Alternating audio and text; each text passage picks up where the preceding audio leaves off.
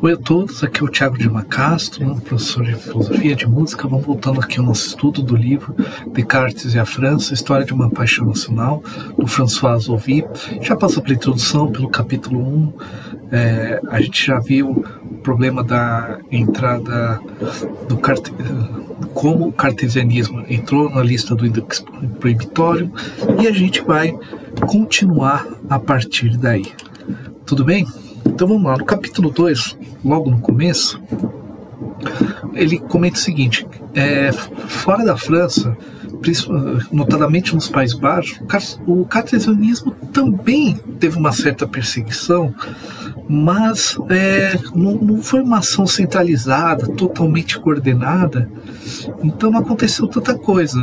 No caso dos Países Baixos, o que aconteceu? Os curadores de Leyde condenaram o cartesianismo em 1647, o Sínodo de Dordrecht em 1656, provavelmente eu estou pronunciando errado. Países Baixos, normalmente a gente fala Holanda, mas Holanda é uma parte dos países, existe com Países Baixos, e Holanda é meio que um estado ali, o principal, né? Mas o correto é falarmos Países Baixos e a língua neerlandesa, não necessariamente holandesa, né? Então, só para ver. Bom, em Delft, em 1659, né, teve uma outra condenação em Liège, Utrecht, Groningen, Franeker, Breda e Louvain em 1676. Como diz o pesquisador Tel Verbeek, o cartesianismo é quase normal, porque mesmo com as proibições ele ainda é discutido, ele ainda é ensinado, porque a Holanda, mesmo por ser um país religiosamente neutro, mesmo com pessoas contrapondo, ainda dá para estudar tudo comparativamente diferente da situação da França, onde a coisa vai ser mais complexa. Tel Verbeek é um pesquisador bem interessante, vale a pena. Para quem é mais da área dos estudos cartesianos, tudo, mexe com os arquivos de Descartes, interessante. Bom, vamos lá. Aí ele inicia, né, o primeiro subtítulo do capítulo, que é a fortuna do cartesianismo na França. Vou falar a sorte do cartesianismo, mas a fortuna funciona melhor. Bom, logo no primeiro parágrafo comenta, né, que da segunda metade do século XVII o cartesianismo entra no espaço público francês de uma outra forma. Na verdade, foi um grupo de pessoas estudando, uma rede de pessoas estudando, divulgando, que levaram a fazer as ideias de Descartes serem mais definidas. Uma rede meio familiar, que era o Chanut, que foi já comentado, né, que foi quem herdou os papéis de Descartes, que é cunhado de Clecelier, né, e qual tem um genro, o filósofo e matemático cartesiano Jacques Raoult. Quem está vendo pelo YouTube, tem aqui a foto do Clecelier, né? Jacques Raoult, que veio de 1602 a 1672, quer dizer, eles tinham todo parentesco. Clecelier, a gente vai ver como ele foi importante. Então, todos nascidos entre 1610 e 1630, contemporâneos de Descartes, e eram adultos quando ele veio falecer, né? Clecelier,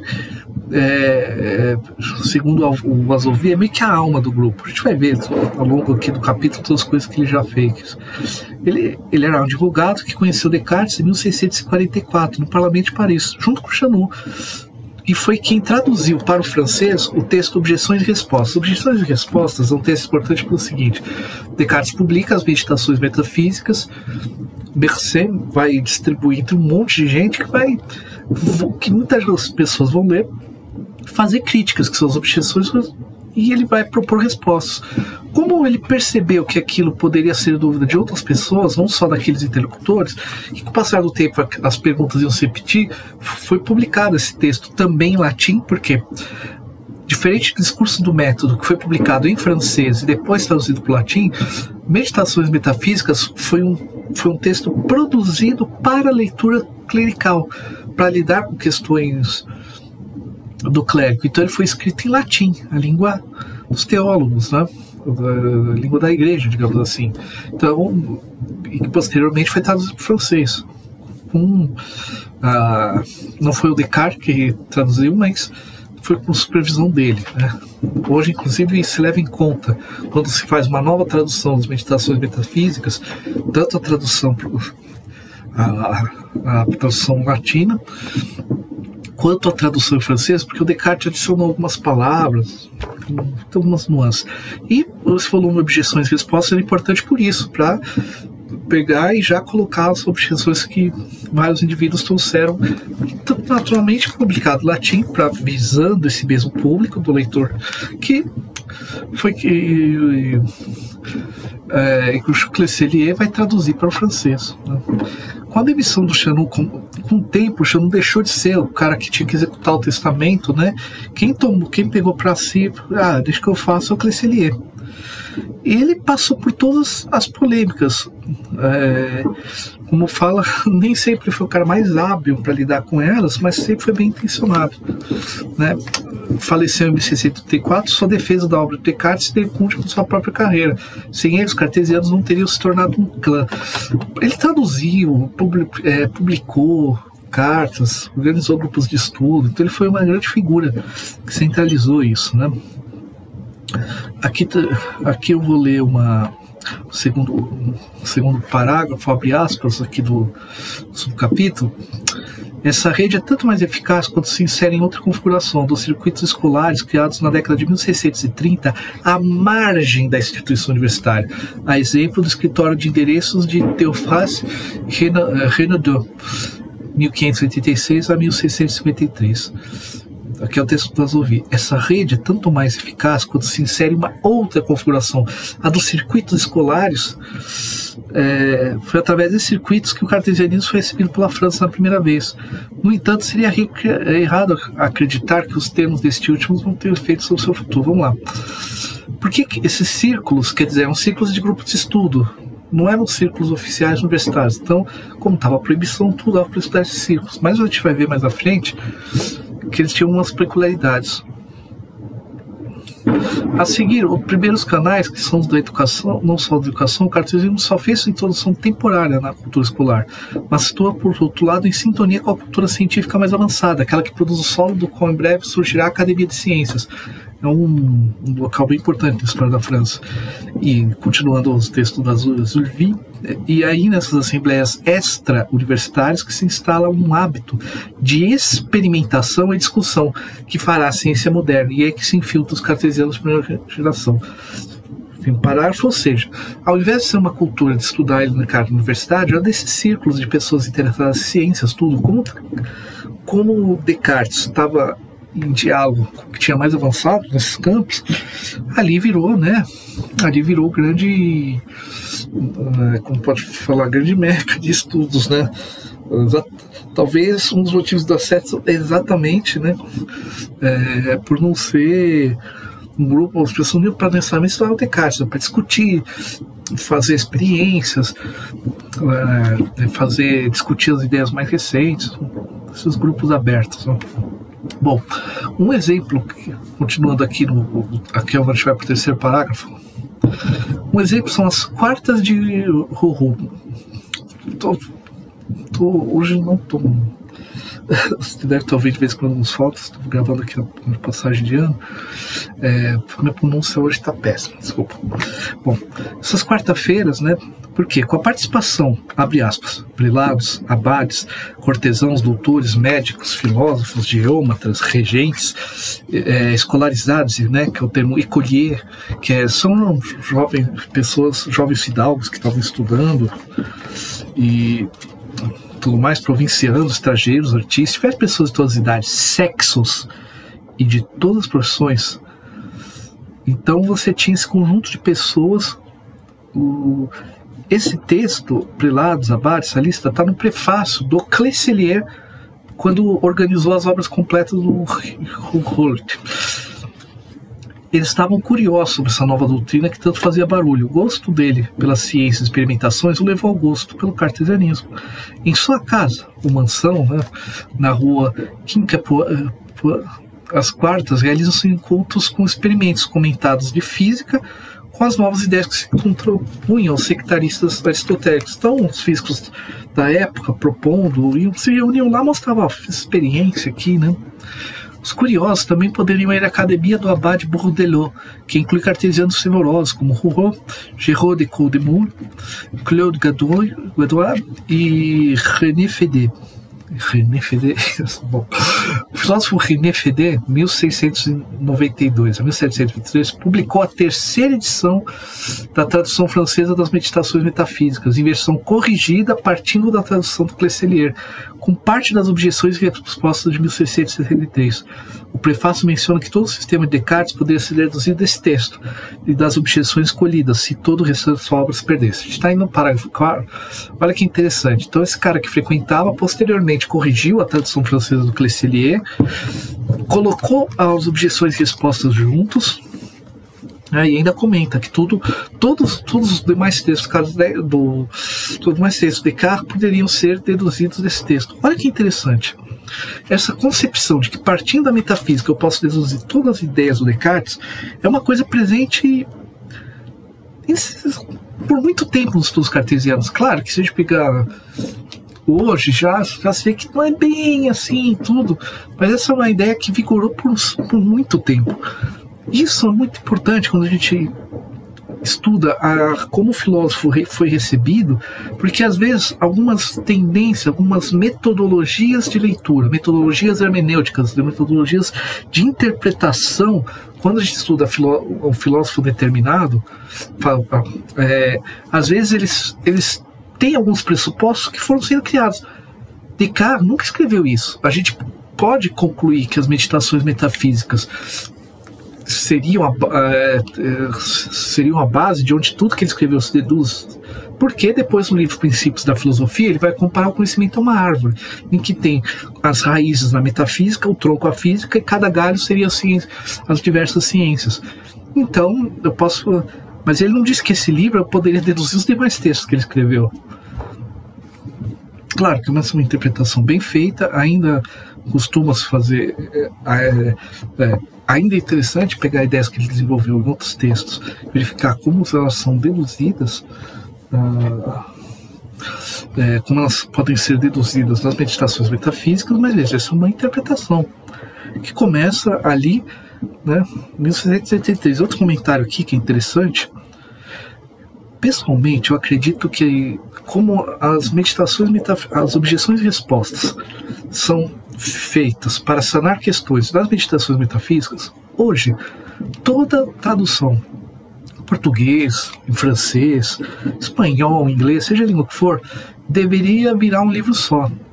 Na minha, pessoalmente, se eu fosse editar as obras de Descartes, se eu fosse fazer uma edição, por exemplo, das meditações metafísicas, eu faria isso, porque deixaria muito claro que são dois livros compilados em um volume só, tanto porque não ficaria tão grande assim, mas há muitas dúvidas que você tem lendo as meditações metafísicas, aparece ali, se materializam nas objeções feitas por outros autores. Então, pessoalmente, eu acho que era um texto que valeria a pena vir junto mesmo, até por uma questão didática, mas aí é uma concepção pessoal.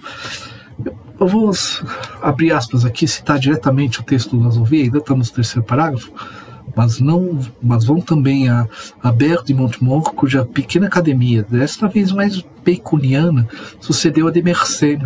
Foi a Montemort que o altamente cartesiano Louis de Laforge abdicou seu Tratado sobre o Espírito do Homem em 1661. Quer dizer, né, então nesse parágrafo está falando, tinha essas reuniões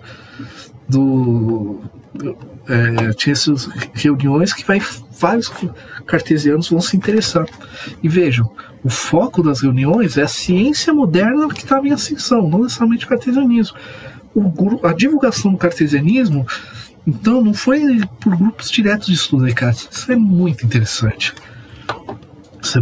Então, Descartes era lido como uma resposta a questões, porque nesse momento, no surgimento da ciência moderna, algumas leituras, algumas interpretações vigentes da física aristotélica se tornavam problemáticas para embasar essas experiências da física. Então, a gente percebe que o interesse por Descartes também tinha um aspecto não era só metafísica per se, mas era a possibilidade dessa metafísica se relacionar com a ciência. Isso é muito interessante. Bom, vamos para o parágrafo 4. Preciso voltar. Se Laforge se tratar sobre o espírito do homem, muito do que a gente fala do mecanicismo cartesiano vem um pouco dessa leitura do Laforge. Principalmente algumas coisas que o Descartes efetivamente aborda nos seus textos, muitas vezes em história da filosofia, seja numa tradição mais europeia, seja uma tradição mais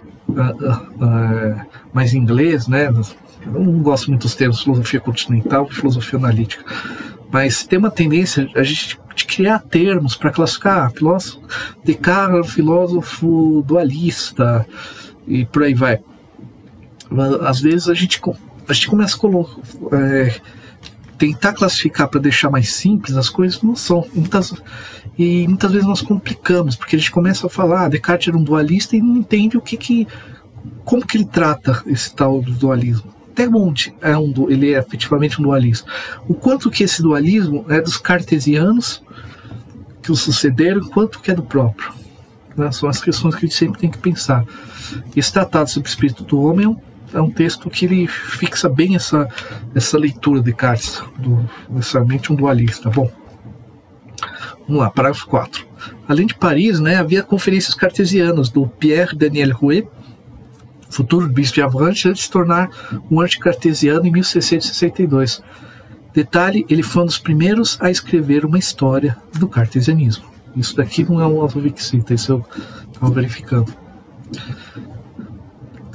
O cara faleceu em 1721, já começou a escrever uma história do cartesianismo. Tem elementos da biografia que depois o Bailey, que é a grande biografia da época do Adrien Bailey, vai escrever. Um dos elementos que ele pegou essa biografia, que não é do Descartes, é do cartesianismo já, olha que interessante. Bom, continuando nos itens do parágrafo 4, o Pierre Cailly, 1630 a 1709, estabeleceu a verdade do cartesianismo através das escrituras e de Aristóteles. Olha que coisa doida. Então tem o cartesiano da época, né? Aqui, né? O Adoli, aqui o Cailly.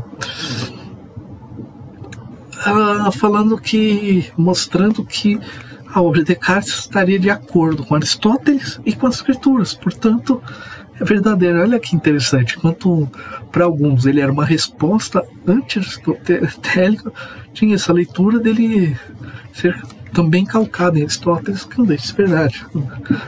Né? Em Toulouse, 1665, cartesiano Pierre Sylvain Régis, do circuito de Rouen, né, mantinha conferências sobre o tema, como atesta Fontenelle. Agora ler aqui um texto uma parte final desse quarto parágrafo, abre aspas, liderado pelo Marquês de Vardes, ele então pregará a boa palavra cartesiana em Aigues-Mortes e Montpellier. Só em 1680 iria a Paris, onde as mesmas conferências lhe renderiam do arcebispo o pedido de suspensão. Fecha aspas. Então a gente vê que o pessoal se arriscava mesmo, né? Mas olha que interessante, já começa a ter essas leituras, né? Até já conflitantes, em certo momento. Bom, quinto parágrafo. Um traço distingue essas pequenas escolas dos estabelecimentos escolares em favor do público. A abertura do espírito exigido, que ele vai trabalhar aqui. Abre aspas aqui para o Azurvi. Nenhum partido é imposto. Aristóteles é ouvido lá da mesma forma que Descartes o Gassendi. E o único apego declarado por essas mentes liberadas é o apego à verdade, buscado nas próprias coisas e não nos livros. Fecha aspas. Ou seja, olha que interessante, a questão desses grupos é que não era vamos estudar, não, se alguém fosse defender ideias aristotélicas, beleza, a questão era a discussão, grupos livres, né? Muito interessante isso, esse processo de assimilação, processo de recepção, né? Quer dizer, não eram grupos cartesianos de cara, né? Bom, o mesmo ocorria nas reuniões do Rouault. Qualquer um podia interromper o orador e falar o que queria, levantar a mão, dos quais, e o que era importante, a clareza e luz das respostas que tem que convencer somente o objetor, sem utilizar de autoridade para convencer e dando liberdade de expressão a todos os presentes. Essa postura que o Azurvi, que é o autor do livro, está destacando, né, de todo o material de pesquisa aqui, claro, quando se vê no livro, todas essas partes, tem muitas notas de rodapé. Se a gente for debulhar cada uma, aí vai ficar longo mesmo. Mas é muito interessante. Então você vê que era esse clima que se almejava nesses grupos de reuniões, todos poderem se colocar, e como foi falado antes, dependendo do sexo. Aqui, né, o autor dessa palavra está citando um texto do século XIX, quer dizer, ninguém era julgado por gênero, ninguém era julgado por condição social. Essa que pelo menos é a ideia, né? Interessante, o próprio Descartes tinha essa coisa, né? Bom, e é um trecho final, né? Vou ler de novo as ouvir, abre aspas. O inglês George Tully se impressiona o suficiente para ter o cuidado de comunicar sua impressão a um de seus amigos, um estudante do Trinity College. Agora a citação do Tully. Descartes e Gassendi têm prosélitos suficientes. Cada reunião pública onde suas hipóteses são defendidas por pessoas, não parece que um mendigo ou vagabundo entra e tem liberdade de discursar. Fecha aspas. E acrescenta que aos seus olhos, encontros como esses seriam extremamente desejáveis nas universidades inglesas, embora ressalta que principalmente se realizam na cidade, porque não são do gosto nem dos jesuítas, nem da universidade.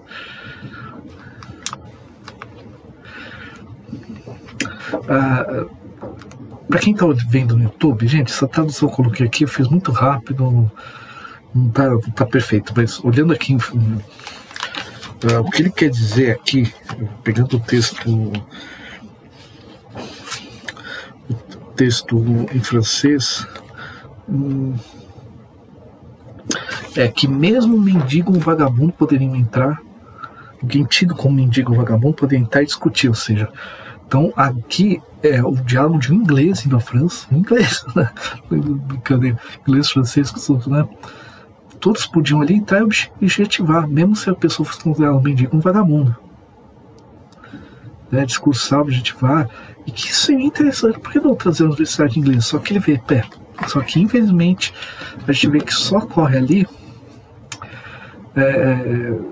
em casos particulares, a universidade não permitia.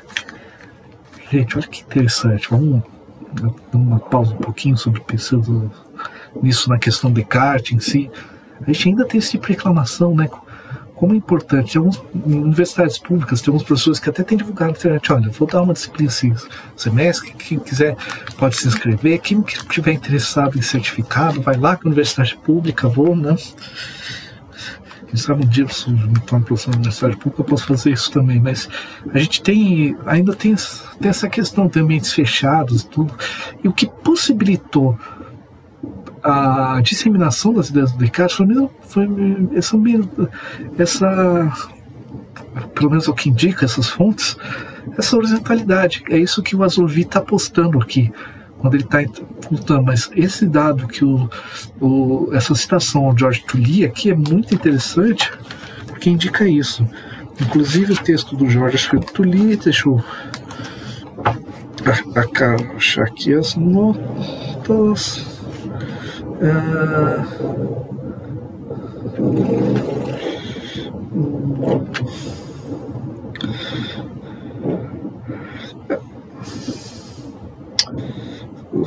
Vem de um texto chamado Scientific Organization, um texto do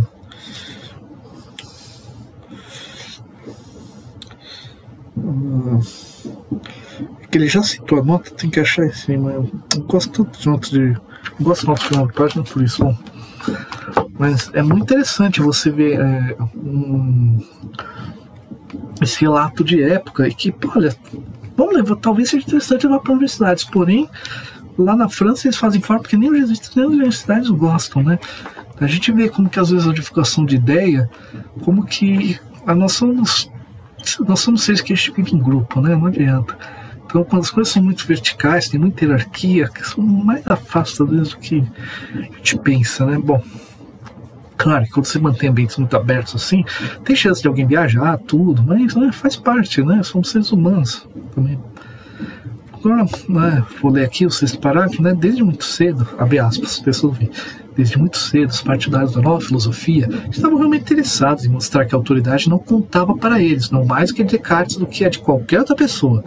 Todos diziam, os que seguiam seus passos, afirmando seguir a razão reta e nada mais. Os que muito contradiziam, sustentando que foi em nome de um direito que Descartes havia fundado a razão. Surge assim o que será uma das características mais constantes do cartesianismo: a ideia de que invocar Descartes não é apelar a uma autoridade, mas autorizar-se com a liberdade de raciocinar e de contradizer-se, de que ele mesmo deu exemplo. Fontenelle daria esse tema seu ar definitivo quando escreveu em 1688, falso ou altamente certo, de acordo com as regras que ele nos ensinou. Uma operação de imensa significação, pois permitirá que toda a posteridade se intitule cartesiana, sem ter que aderir ao conteúdo de uma filosofia que o tempo falsificará muito em breve, pelo menos no que diz respeito à física. Ser cartesiano não será acreditar na existência de vórtices, nem de ideias inatas, nem dualismo. Revogará toda a autoridade intelectual, todo o magistério, como fez Descartes em relação a Aristóteles, e Aristóteles em relação aos seus predecessores. Fecha aspas. Tem uns textos muito. Então, é interessante, por isso que quando ele aparece essa perspectiva, muitas vezes quando a gente lê os ditos cartesianos, há fortes contradições em relação ao que o próprio Descartes escreveu. Estou pensando inclusive nessa questão que eu pesquiso, né, em relação à música em Descartes. Quando você vê os cartesianos que se viam como cartesianos na música, digamos assim, às vezes são ideias que contrariam. Mas o que o Azouvi está trazendo é que essa era a tendência geral, como citou aqui o Fontenelle, né?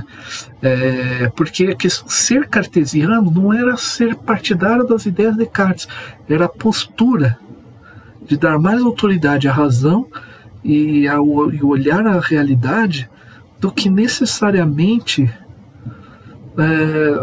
do que uma adesão à sua doutrina, ao conteúdo dessa doutrina. E isso é impressionante. E aí você entende, por exemplo, dentro desse clima, quando você lê alguns textos do Pascal comentando sobre Descartes, tudo, é muito interessante pensar nisso, né?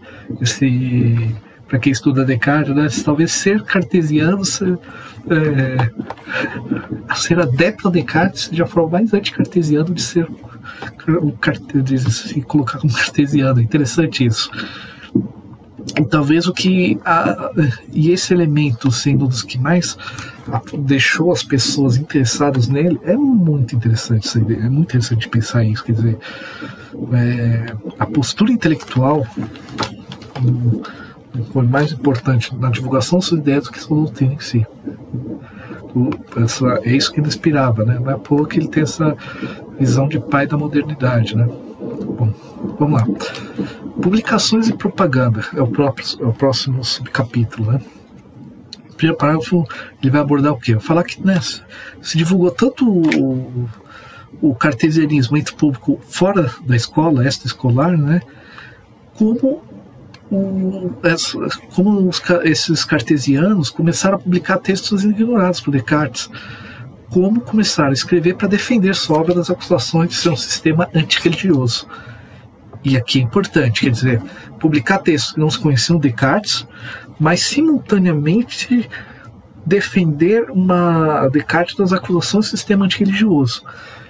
E aqui vai se formar um núcleo duro de publicações, de edições, e mesmo de algumas interpretações, que até ainda a gente volta alguns textos dentro da área de estudos cartesianos, para fazer história da filosofia, para entender, peraí, certa interpretação que tem de Descartes, vem de Descartes ou vem dos autores posteriores? Será que certos temas ele não abordou tanto, ou ele realmente não tinha tanto interesse, ou não foi dado tanta ênfase porque não ajudava na defesa?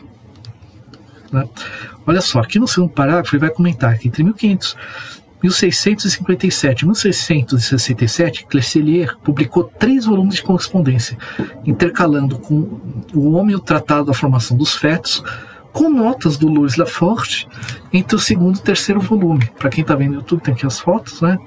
Lettres de Monsieur Descartes, né? Os 3, né? Tom premier, tom second, tom troisième. Né?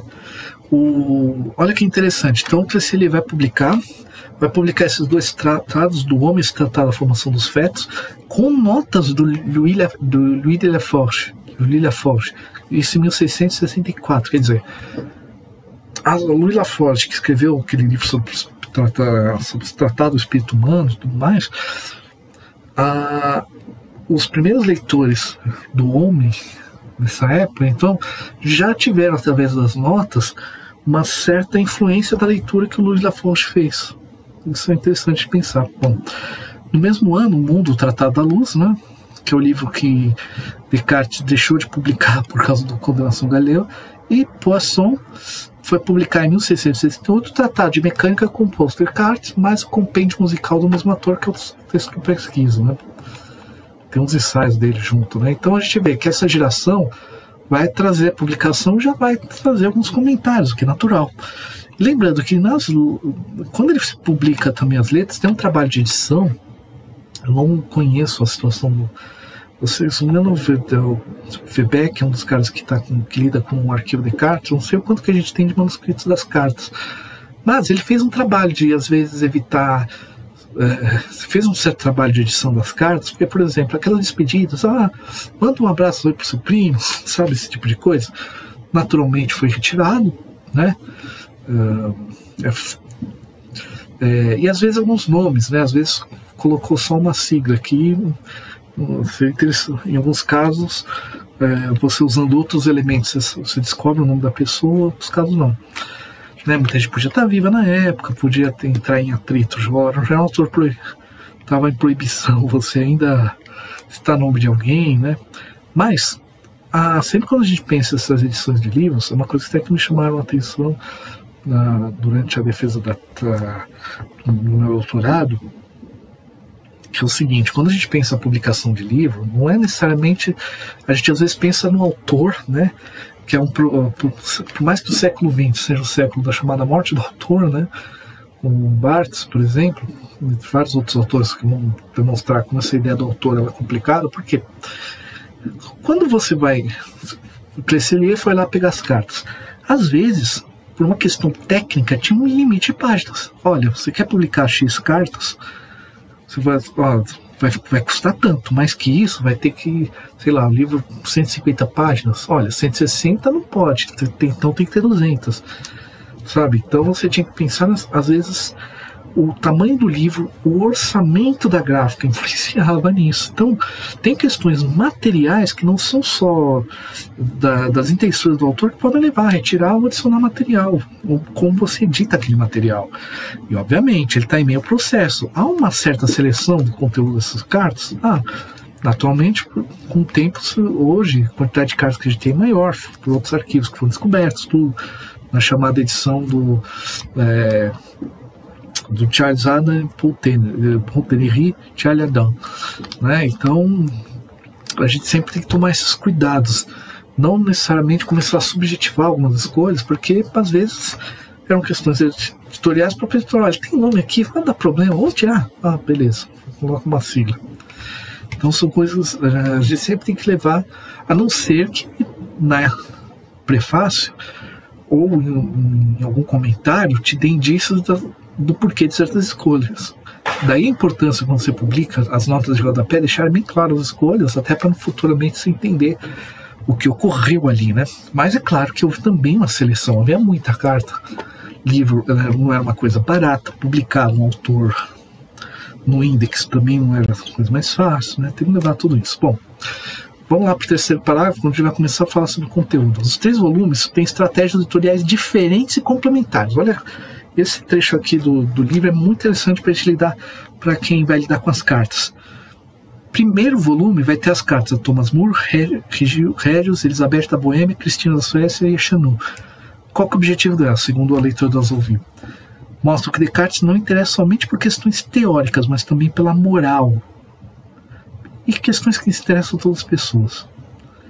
Moral, né, a construção da persona pública de Descartes como um bom católico.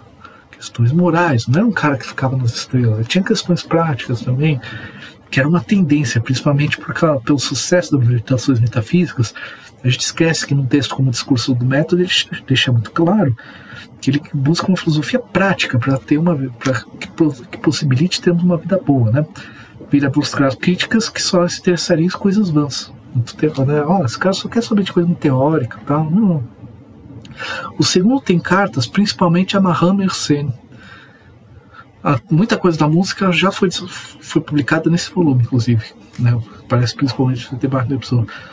Visa aqueles que querem compreender melhor a sua nova filosofia e discute temas de física e metafísica, onde a música assim encerra. No prefácio do segundo volume, Clercellier deixa entender que as universidades deveriam deixar estudo do caracterismo ocorrer, como ocorria nos países à sua volta. Né? Quer dizer, olha, tem coisas aqui interessantes. Terceiro volume, né? Lembrando, o terceiro volume intercalado por alguns outros textos, responde às obras ao índex, contendo as bases da polêmica dos jesuítas com a igreja. O autor indica que a escolha dos temas foi uma resposta ao contexto, mais do que parte do projeto original. Olha só. Então, primeiro, Descartes é um cara que só pensa em coisas muito abstratas. Não, pensa em moral, em coisas práticas. Lembrando aqui, moral que é uma preocupação até de uma certa qualidade de vida, digamos assim, né? Pensa em todo, sei lá, não tinha antibiótico, desse ter mais complicado, né? Então, mas não é só essa parte de interesse. Então, lidar bem com suas paixões, com seus afetos, é um modo de ter uma vida boa, né? Ter uma vida, ter um descontrole dos afetos é uma questão prática complexa. Física, metafísica, ou seja, o segundo volume com Mersenne mostrando as aplicações, as potencialidades dessa metafísica para questões de física. Né? Não é à toa que vai publicar esse volume, aí justamente vai sair ali o Tratado do Homem, o Mundo. Aí no terceiro livro eles chegaram, agora vamos, já que está tendo processo do livro, vamos lá. Aí as cartas falam sobre o que desse terceiro volume? Imortalidade da alma e existência de Deus. Enquanto os primeiros buscavam conciliar os interessados de Descartes, segundo Zovi, o último contrapor a opinião pública. Nota aqui, esse parágrafo, a Zovi comenta que todos os prefácios contam na edição AT. São até aquela edição básica, né, do Charles Adam e do Paul Tenery, que a gente usa como base.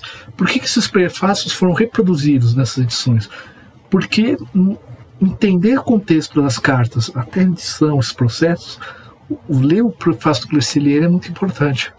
Veja, o prefácio do primeiro editor das cartas, como edição póstuma, se torna um documento filosófico, histórico, mas também filosófico importante, porque a escolha das cartas visava responder esses problemas, por isso que a gente tem que voltar a eles também. Não é só pegar a correspondência, né? Coisa que às vezes a gente tem que lembrar. Bom, vamos continuar para o quarto parágrafo. Nesse processo de apologético, para escrever o cartesianismo, uma tradição agostiniana, em resposta à condenação romana do livro O Homem, foi a tradução, né, do livro O Homem, uma tradução francesa com prefácio do Florent Schuil, que era um professor de filosofia em Bois-le-Duc e doutor em medicina, e que destacava o cartesianismo pelo ângulo da providência divina, né? Abrindo aqui um texto do Azelvi, do livro. Antes de Descartes, a verdade estava banida de seu trono, escandalosamente distorcida pelas sutilezas vãs e penetráveis dos peripatéticos, ou seja, dos aristotélicos, voltando. O espírito humano estava em cativeiro, e ninguém poderia restaurar em todas as suas franquias, até que finalmente, por um favor especial do céu, René Descartes veio a aparecer. Fecha a citação, né? Aqui ele comentando como que o Florent lia o Descartes. Remontando a liberdade inicial da filosofia, Descartes teria entendido a escolástica aristotélica para recuperar o brilho da filosofia platônica, como fez Santo Agostinho. Olha que leitura interessante, né? Assim, retornando o espírito a si mesmo, restituindo o espírito ao espírito. Sendo espírito de todos contra Deus através das provas da espiritualidade da alma, do existência de Deus, da dependência absoluta do Criador, da criatura ao Criador. Desenvolve a superioridade da doutrina cartesiana dos animais-máquinas em relação às escolásticas, capazes de diferenciar os humanos de animais, em sua perfeita conformidade com Agostinho, fundado sobre a revelação. Olha que interessante. Então, aparece também esse autor, faz essa apologia, né? Que defendia Descartes por esse ângulo, né? Quer dizer, Descartes, na verdade, é um cara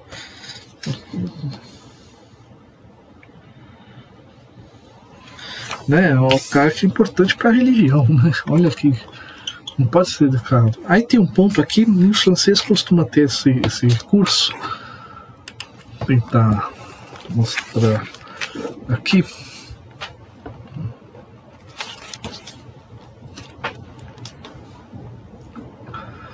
Às vezes tem um ponto entre um parágrafo e outro, então é o seguinte, é meio que ainda está no mesmo subparágrafo, mas muda um pouquinho o tema. Bom, vamos lá.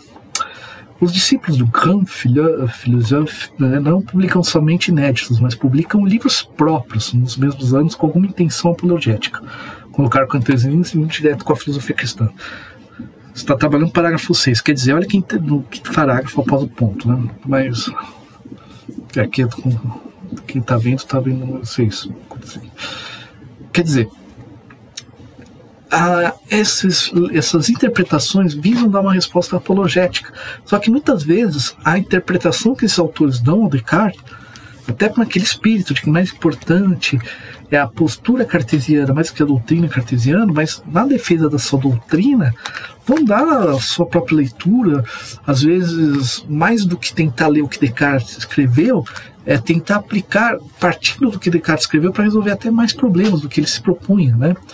Então, é interessante a gente entender que houve toda essa camada de leitura que é focada numa defesa, num processo de uma proibição do estudo que talvez tenha influenciado muito a maneira como a gente lê Descartes até os dias de hoje. Então, vai citar aqui. Em 1661, Louis de Laforge publica o Tratado do Espírito do Homem, em que no prefácio deixa clara a similaridade do cartesianismo na concepção de alma com a de Santo Agostinho. Santo Agostinho é um dos pais da igreja. Se Descartes, olha a estratégia. Santo Agostinho é um dos pais da igreja. Se Santo Agostinho está relacionado à obra de Descartes, então a igreja não pode ir contra a obra de Descartes. Olha que estratégia interessante, né?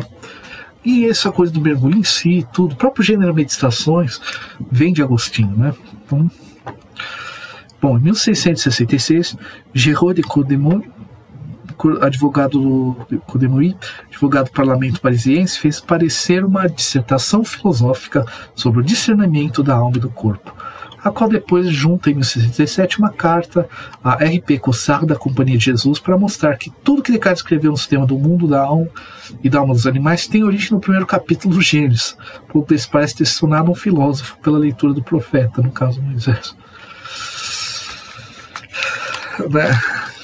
Leitura bem complexa essa, né? Quer dizer,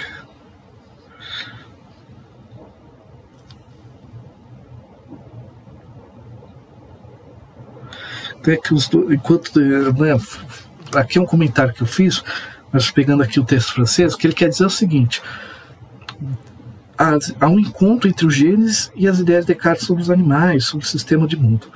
Enquanto Descartes o fez pela razão, Moisés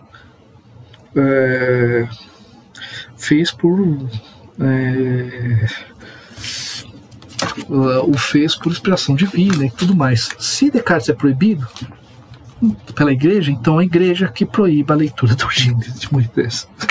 Se o primeiro é perigoso, Moisés é tão perigoso quanto. E aí que é interessante, ele enfatiza bastante essa questão dos animais, tudo, né? Para quê? Para dizer, olha, né? Isso que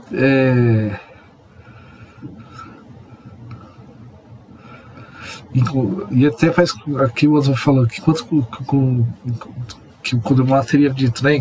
Descartes escreveu para fazer conhecer a natureza, Moisés para se alimentar o autor da natureza. Os dois temas se correspondem. Se o primeiro é perigoso, o segundo deve ser menos, né? Enquanto que um está associando com Agostinho, que é um dos pais da igreja, não, está indo para Moisés, está indo para o Antigo Testamento. Olha, os dois sistemas correspondem. Se um é problemático, o outro também é. Não, vai tirar Moisés? Mais ou menos assim, vai tirar Moisés, né? Se fosse linguagem de TikTok, sei lá, seria uma piadinha assim. Bom, 7º parágrafo. O Oswald vai mencionar que os textos publicados em 1660 e 70 que você não pode emitir o Tratado de Física do Jacques Rouault, que tem a foto aqui, para quem está vendo no YouTube, no caso. Por muito tempo foi a exposição clássica da física no espírito da filosofia, para algumas línguas maldosas, para o texto ouvir, superior à do próprio Descartes. Olha só, então ele fez um tratado de física partindo de Descartes, que para muitos na época era melhor que a do próprio Descartes. Que obviamente pode ter servido até como uma forma de... Muita gente talvez se iniciou na física de Descartes através desse, ou, como vai dizer, na época alguns diziam, olha, não é melhor que Descartes, né? Olha que interessante. O que já dava margem... Aí a gente vê como a história da ciência é complexa, porque como a gente... Nesse século, separar a história da filosofia e ciência é complexo, porque a gente faz muito pela quantidade de autores, pela quantidade de coisas para estudar, mas você percebe que um cara comentando Descartes, a física é tida como melhor, o que dá margem que provavelmente a gente consegue fazer uma linha, porque, por exemplo, para chegar a Newton, porque o Newton também vai pegar elementos da metafísica cartesiana, mas o plano cartesiano, né, que a gente vê na escola, tudo, mas não necessariamente as ideias do Descartes. Mas a gente vê que há intermediários aí. O Newton não chegou fazendo isso do nada. Já tinha um cara comentando Descartes, partindo de Descartes, já tentando fazer uma física um pouco... que na época, segundo o Azouvi, já tinha gente vendo como melhor. Que é do próprio, né? Então, segundo muitas maldosas, né? Bom, precisa mencionar também o Recherche de la Vérité do Nicolas Malebranche, que é um filósofo bem conhecido, em 1678 e 1715, francês, que visa construir uma filosofia cristã original em um contexto cartesiano. Olha que interessante. Menciona aí vai ter também o livro Arte Pensar, Lógica de Port-Royal, L'Art Pensée, Logique Port-Royal, do Arnaud Nicole. Arnaud foi quem fez uma série de críticas ao Descartes, que parte das objeções e respostas material foram feitas pelo Arnaud. No primeiro discurso, anuncia sua dívida com Descartes, que trouxe nitidez ao espírito em relação aos demais, né? Isso nessa Arte Pensar. Essa lógica do Port-Royal vai ser extremamente influenciada em cima do Pascal. Também publicar a segunda edição integral das regras para a descrição do espírito de Descartes, com manuscritos de Arnaud, Nicole e Paul Crescelier. Quer dizer, então a gente vê que já está reeditando, né? Bom, então a gente vê que todas elas estão nessa forma de lidar. O Malebranche foi aquele mais original, talvez pelo jeito do campo da física, o Rouen mais... Né, posteriormente teve outras físicas que esperaram, por aí vai. Mas é interessante que ver que eles começam exatamente por valorizar tanta a postura cartesiana, uma dívida mais em aprender a treinar o espírito, mais do que um comprometimento doutrinário, digamos assim, com Descartes, a fazer a coisa se desenvolver por caminhos diferentes. Olha que legal. Bom, agora entra num ponto que é a questão das defesas do problema do bom católico e bom francês, né? Bom catholique e bom francês. Bom, simultaneamente, segundo os ouvidos, os apóstolos do cartesianismo, a gente faz essas brincadeiras, né? Relacionam que além de ser cartesiano implica ser um bom católico, faziam vibrar também uma corda patriótica de ser um bom francês no sentido filosófico, preferindo o autor das meditações a um profano grego como Aristóteles. Aqui é um texto da época. Em suma, Descartes não seria todos os motivos para convergir as duas metades inconciliáveis da França? Uma questão feita, né, que aí havia esse problema, como ser francês e católico simultaneamente. Então, quer dizer, essa associação, é isso que a gente vai estudar aqui, entre ser católico entre ser francês e ser cartesiano começa aí. E o ponto é o ser católico. Coisa louca, né? Bom, segundo parágrafo, ele vai dizer que depois lançado por Jacques Duroux, né, que a gente só sabe que faleceu em 1964, foi retomado por diversos cartesianos do primeiro século, Laforge, Poisson, né, as meditações do caso. Né, assim, ele está retomando o tema. Todos expressam o espanto da França ser o último país a reconhecer Descartes, como se uma filosofia para ser francesa não necessariamente agradar apenas pessoas ignorantes ou mulheres eruditas. Olha que interessante aqui. Então, esses caras estavam reclamando disso. Pô, para ser... os outros países estão aceitando Descartes, tudo aqui. Não pode, só porque pessoas ignorantes, né, aquelas pessoas, quer dizer, que não tiveram trajetória escolar, se interessam, e por mulheres eruditas também se interessarem, não é válido. Gente, isso é muito interessante. Então, quer dizer, já se tem uma leitura que vai influenciar muito o iluminismo, né, dessa questão de uma filosofia que aceita diferentes classes sociais e tudo mais. E já tem uma questão de gênero aí colocada também. Olha, interessante isso, é uma crítica de época mesmo, né? Bom, ninguém foi tão persuasivo a esse respeito quanto Paulin de Labarre, que tem a foto aqui, né, entre 1647 e 1723. Esse senhor aqui, um teólogo atípico que defendeu a igualdade de homens e mulheres utilizando-se do cartesianismo antes de se converter ao calvinismo e migrar para Genebra. Interessante. Em 1679 publicou uma obra sobre esse tema, tendo Stazimek como preceptor de Eulalie, para a qual compõe um programa que inclui Descartes e os cartesianos citados. A rebate vai precisar se abster de estudar grego e latim para estudar tais autores, e se responde que deveria estudar um bom francês, já que Aristóteles não é nem um bom católico nem um bom francês. Franceses como Descartes e Gassendi que um pagão grego, né? Então, algumas críticas, esse já era um problema, essa questão entre católicos, entre cristãos, os filósofos vêm desde o começo, os padres da igreja que foram responsáveis por articular isso. Mas ali naquele contexto você está trazendo um elemento de ser francês junto, né? Interessante isso, essa associação de ser francês, católico e cartesiano. A gente começa a ver que as leituras estão feias, mas o mesmo sujeito que está essa visão para hoje, a gente, putz, esse excesso de nacionalismo e tal, a gente não pode falar em nacionalismo naquele período ainda, isso é um anacronismo, né? Assim, de entender a importância daquele sistema, e não deixa de ser uma questão, assim, quer dizer, depende da contribuição de Aristóteles, é um tanto estranho, né, uma defesa restrita de Aristóteles para uma religião, né, que da qual Aristóteles não participava. Então, tem um lado interessante aí, né, mas esse lado das mulheres é muito complicado. Isso vai ficar uma questão mesmo, né? Bom, mas ouvi o terceiro parágrafo, você vera que caracteriza Descartes como um bom francês, bom católico. Os cartesianos sabem o que fazem. Por quê? Contra os jesuítas, muitos pensavam que encarnavam um partido estrangeiro, sugerindo que Descartes corresponde à exigência galiciana, que é o próprio coração da política de Luís XV, se protegendo das pressões romanas. Então, aqueles que falavam, não, mas Descartes é um representante de ideias estrangeiras e tal, né? Olha só, não.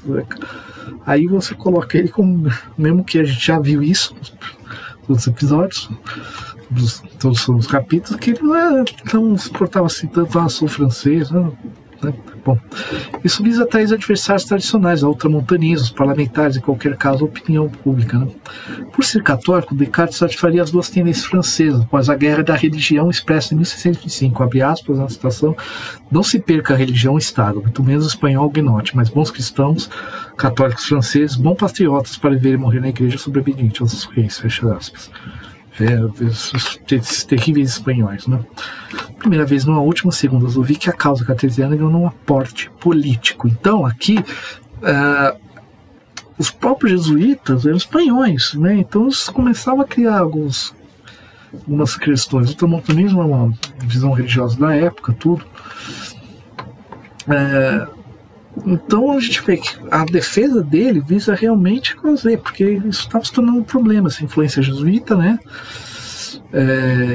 Afinal, jesuítas vindo, uma ordem católica vinda da Espanha, tudo.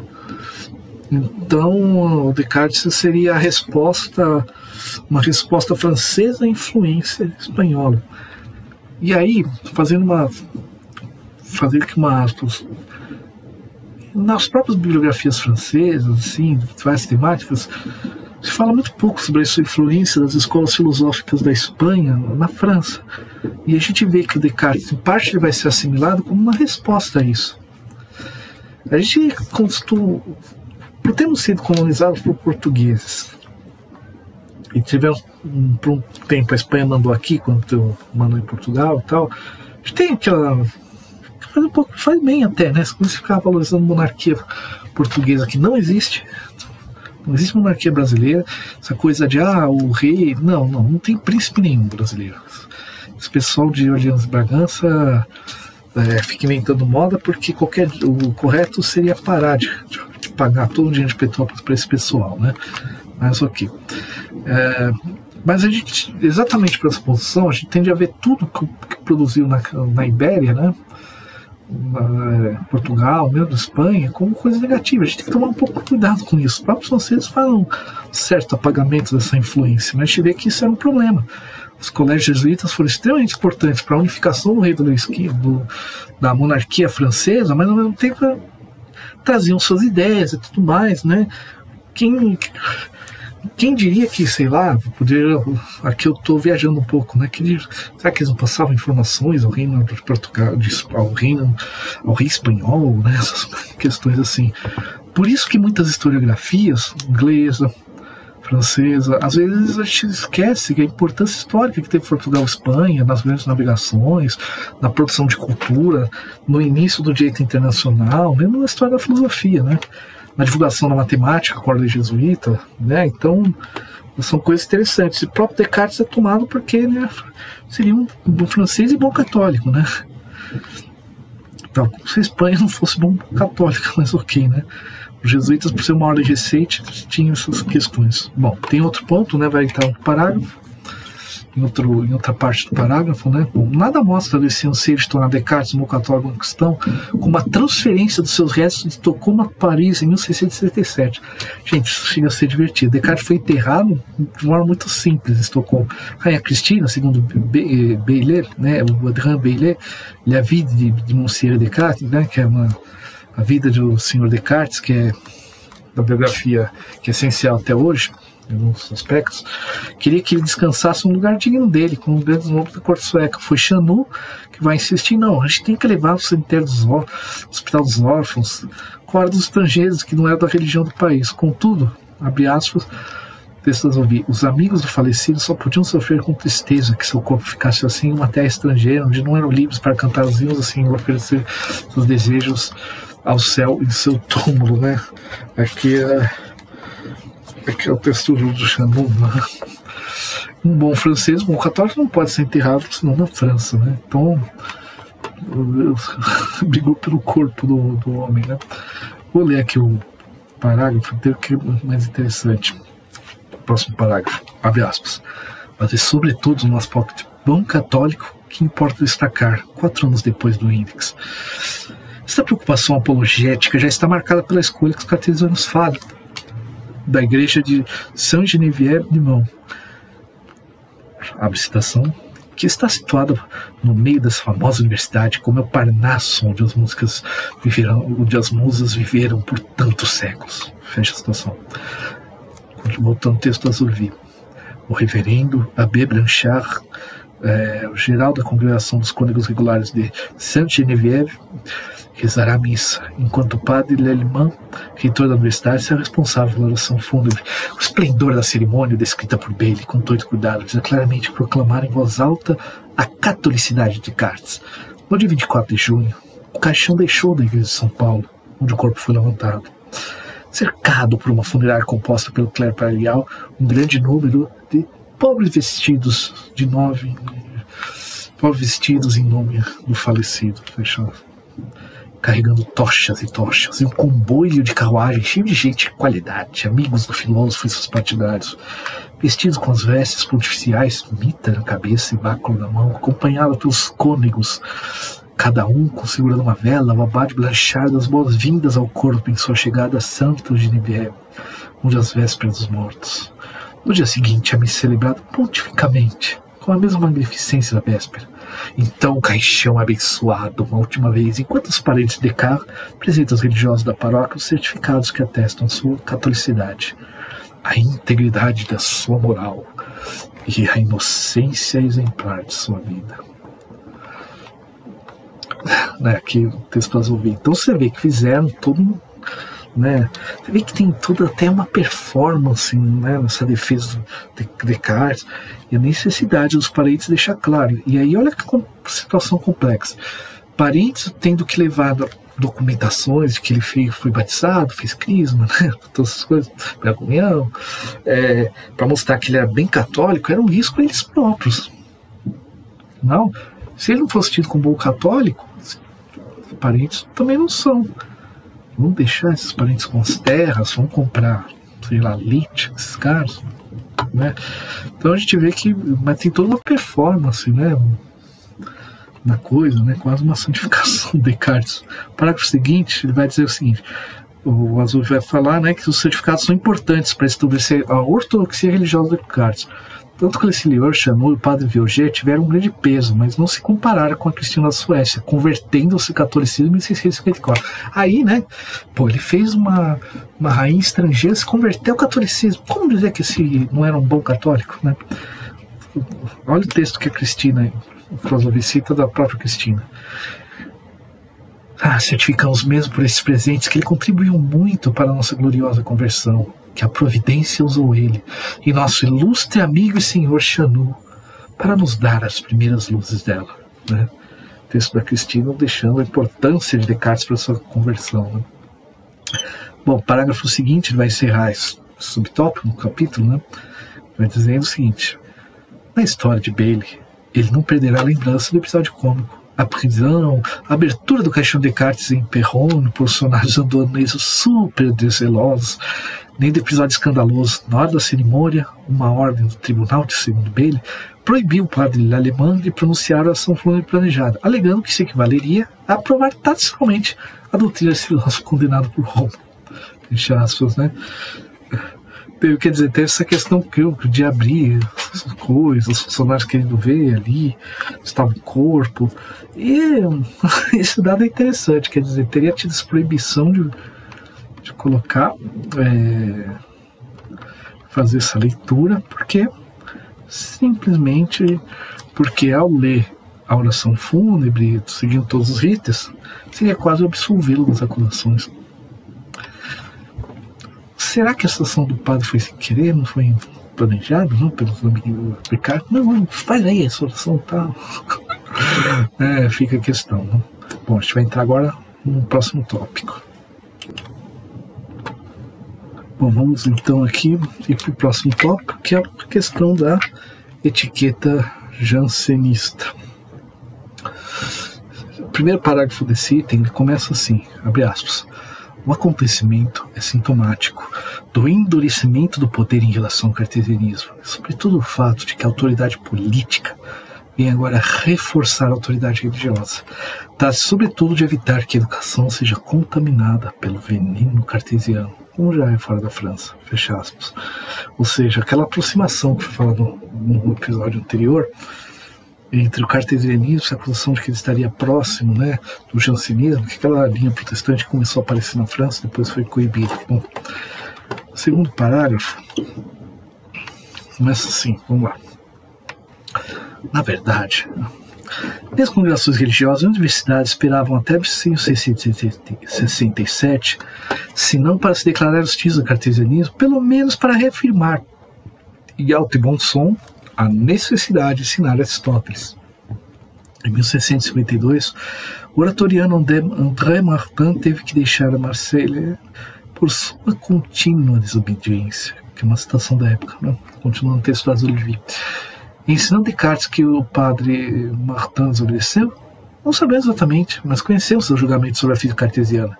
No hotel do Duque de Liancourt, provavelmente no início da década de 1670, ele dirá, palavra do Duque, abre aspas, o que há de bom em Descartes são seus princípios, que excluirão todas as qualidades, todas as formas substanciais, exceto a alma do homem. Podemos supor que em 1652, em Marselha, né, já ensinava uma física liberta das formas substanciais, que levantava, portanto, a questão da transubstanciação. De novo, problema. Da Eucaristia. Em 1654, ainda no oratório, o padre Bourgon, geral da ordem, deveu vacicular todos os colégios, proibindo os professores de ensinarem Platão em vez de Aristóteles. Em 1661, as teses favoráveis ao cartesianismo foram proibidas em Le Mans. Em 1664 e 66, a Universidade de Paris recordou a obrigação de fundamentar os cursos da física na filosofia aristotélica. Então, a gente vê que o próprio Platão, que foi trazido, isso aqui ele não mencionou ali, mas é importante destacar, Platão ressurgiu, digamos assim, no século anterior, século XVI, com a tradução para o latim, primeiro do Marcílio Fitino, que foi revista por outro autor, né? Mas a obra a partir do grego, a obra completa do Platão. Então estava tendo um ressurgimento do estudo de Platão, né? E que alguns relacionam já naquela época com um dos elementos que contribuiu para a reforma protestante, né? Bom, então a gente vê que nisso o cartesianismo entrava, mas a questão deles era dessa aproximação com o jansenismo e tal, com essas críticas a Aristóteles. E é muito interessante, porque você vai ver na baixa Idade Média, no final da Idade Média, segunda metade da Idade Média, né, é estranho isso, a baixa não é o começo, é o final, a alta Idade Média é o começo. Mas Aristóteles não era exatamente essa unanimidade, isso pegou muito após a Reforma Protestante mesmo. Aí que Aristóteles começaram a pegar na veia, né? Toda o glamour, né, da aula de São Tomás de Aquino tem muito mais a ver com essas tensões internas do que uma postura geral em relação a ele, né? Então, interessante isso. No começo a obra dele foi polêmica, tanto o Alberto Magno, que foi seu, quanto o Tomás de Aquino, né? Mas a própria santificação dele pela Igreja Católica, tudo foi nesse processo, né, de defesa de identidade. Bom, o terceiro parágrafo vai dizer que qualquer coisa que se publicava sobre Descartes dava problema. O padre Poisson, Horatiana, sonou alarme da sua ordem ao falar que ia publicar o discurso do método. Em 18 de julho foi intimado a trazer todos os exemplares do livro para Paris. No ano seguinte aparece excessivamente as palestras sobre a filosofia, especialmente o título Considerações sobre o estado atual da controvérsia entre o Santíssimo Sacramento do altar, que foi publicado anonimamente, mas que todos sabem ter sido feitos pelo Beneditino de Gabet. Então, a gente vê que a coisa estava complicando. O Rouault, sem dúvida, né, bem cartesiano quando deu respeito à questão da Eucaristia, no sentido de separar a fé e a razão. A fé é uma coisa, a razão é outra. Né, mas ele o problema é o seguinte, que essa postura é o que incomoda os teólogos, né? Vai demorar muito para os teólogos católicos aceitarem essa separação, né? E o perigo que o cartesianismo tinha ao olho dessas pessoas, né, é a ideia de que filosoficamente, ao separar a razão e a fé, então filosoficamente eu posso defender teses contrárias à Igreja Católica, aos dogmas da Igreja Católica. Como é que fica isso, né? Então você estaria abrindo uma porta danada para uma heresia, né? E já teve a reforma protestante, está tendo jansenistas aí, né? Ou seja, isso o problema não é Descartes, é a porta que ele poderia abrir, principalmente essa ideia de separação de fé e razão, que leva a separação naturalmente entre Estado e religião. Vê como o problema tem né, a gente consegue inferir como o aspecto político, né, a partir dessa pesquisa da Zovi, né? Mesmo Bossuet, por exemplo, mais devotado que era um cartesiano, não deixar de evocar o perigo para a igreja de amanhã de uma verdade associada à tradição dos dogmas, como Bossuet diria, dos nossos pais, né? Bom, que Bossuet cartesiano é curioso. Bom, vamos lá, aqui parar. Mas foi sobretudo com o livro desse Dom de Gabet que desencadeou o problema todo, a perseguição, a guerra, né, como o Zovi vai dizer. Ele teria sido um personagem singular, né, que foi antigo prior da abadia de Bray, que era perto de Commercy. Ele não se sente menos à vontade em discussões metafísicas com o cardeal de Ré, do que em experimentos saduciais são transfusões de sangue. Não é de admirar que ele também se considera capaz de fornecer a explicação que faltava para o mistério da transubstanciação. No entanto, não pode ignorar onde o terreno está minado, pois sua brochura foi comunicado antes da publicação de Arnaud e Nicole, que julgaram a doutrina contrária à tradição. De Gabet ignorou ou a obra foi publicada apesar dele? Fica a questão. O Beneditino, de fato, não poupa nem a tradição nem a escolástica, tão convencido de que estavam em condições, reunindo a nova filosofia, os tiques, de dar mistérios criativos, uma explicação dada em vão durante séculos, né? O adultério aristotélico não é mais considerado no mundo senão como antiguidade ultrapassada, como um veneno perigoso que corrompeu muitas mentes, precipitando-as na licenciosidade, atrair a benevolência daqueles que ainda ensinam essas antiguidades. A coisa estava feia. Curiosamente, eu conheci como ele já viu. Não era um grande problema para Descartes. Ele chegou a discutir ali, não era objetivo, mas virou, né? Que o Arnaud avisou, né? O sexto parágrafo, né? Abre aspas. Assim, ficamos sabendo sem surpresa que o panfleto foi entregue nas mãos do rei por seu confessor jesuíta, Padre Ferrier, com as palavras: um livro herético e muito pernicioso. Passado a ser bispo de Paris, o jornal de censurá-lo. 2 medidas seguem imediatamente. Ao procurador-geral dos Beneditinos, Dom Rallet, escreveu pedindo punição contra Dalibete, que teve que se explicar aos superiores. Por outro lado, sobretudo, 4 de agosto de 1671, caiu, abre aspas, ordem verbal do rei, declarada pelos Serviços de Paris, senhor François de Rallet, os deputados da Universidade de Paris, fecha aspas. O texto não menciona Descartes, mas referindo-se a abre aspas, uma opinião que pode levar a alguma confusão na explicação de nossos mistérios, bastante clara. E basta que ele recorde da obrigação de não assinar outra doutrina senão escrita nos estatutos da universidade, ou seja, a de Aristóteles, para que valha pelo conta de Descartes. Né? Estatutos da universidade, ou seja, a de Aristóteles. Desculpa essas mudanças de voz, não rio isso. Mas, então a gente está vendo o quê? Começa a ter essa proíbe aqui, proíbe ali, né? A questão, olha, ensina Aristóteles. Não, curiosamente, por esses motivos, os grupos de divulgação de Descartes estão ocorrendo fora das igrejas, fora desses locais oficiais. Mas a gente vê que esse desespero de não estar essa coisa, não, a gente não vai ensinar isso, não vamos discutir isso, não gostamos disso, não vamos discutir isso, não adianta, gera mais curiosidade. Talvez a gente tenha que pensar nisso nos dias de hoje, mesmo para aquelas ideias que são muito bizarras,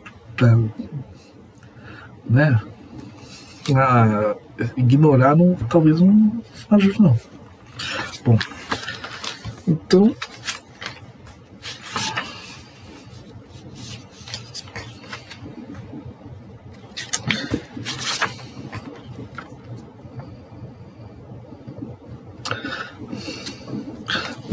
vamos voltar.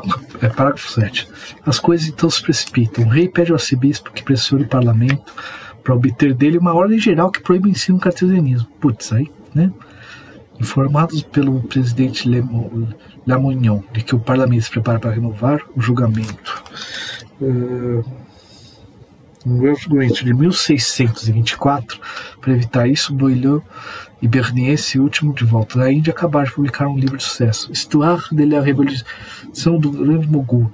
Decidiu jogar a carta de escárnio e publicou em 12 de agosto de 71 o julgamento. Olha esse título: o julgamento burlesco proferido na Grande Câmara de Parnasso em favor dos mestres das artes, doutores e professores da Universidade de Stagiaire da Terra de Quimeras, por manter a doutrina de Aristóteles. Que título, né? Observando que, durante alguns anos, uma pessoa desconhecida em nome de nome e razão teria empreendido a força nas escolas da referida universidade, ter se colocado em condições de expulsar o referido Aristóteles, antigo pacífico possuidor de escolas, teria mudado e inovado muitas coisas de dentro. O julgamento burlesco mantém o dito de Aristóteles na plena e pacífica posse e gozo das escolas, encarrega o coração de continuar a ser o princípio dos nervos, manda o quilo da mesma forma e direto ao fígado sem passar pelo coração, proíbe que o sangue fique mais errante o circule no corpo, coloca entidades, identidades, virtualidades, esseidades. A boa forma de reputação proíbe razão de entrar à escola sob pena de ser declarado jansenista e amigo das novidades. Quer dizer, várias referências aqui indiretas ao Descartes, mas está tendo ordem real, né? Está tendo ordem real no parlamento, aí a coisa começa a ficar mais complicada, né? Para a defesa, né? Não é à toa que os grandes defensores públicos são homens que têm uma certa importância social, advogados, tudo, que tinham condições de se defender, né? Por mais que ele era, pelo jeito, lido por outras pessoas, mas aquelas que não tinham condições sociais de se defender, é melhor ficarem mais atrás, só estudando mesmo. O parágrafo 8 começa assim, os ouvidos. Ao mesmo tempo, aquele que hoje é o Grand Arnaud circula um texto intitulado Várias razões para impedir a censura ou a condenação da filosofia de Descartes. No fundo, ele achou perigoso vincular o magistério do esqueletismo da Eucaristia a uma filosofia específica. Isso tornaria frágil e daria aos protestantes a oportunidade de dizer em todos os lugares que esses filósofos eminentes como os cartesianos são incapazes de fundar o dogma da presença real na razão, porque esse dogma é um absurdo. Nenhum parlamento obrigará aqueles que não querem abraçar o aristotelismo. 15 anos antes, é melhor do que ninguém que tais condenações abre polêmicas, enfim. Quer dizer...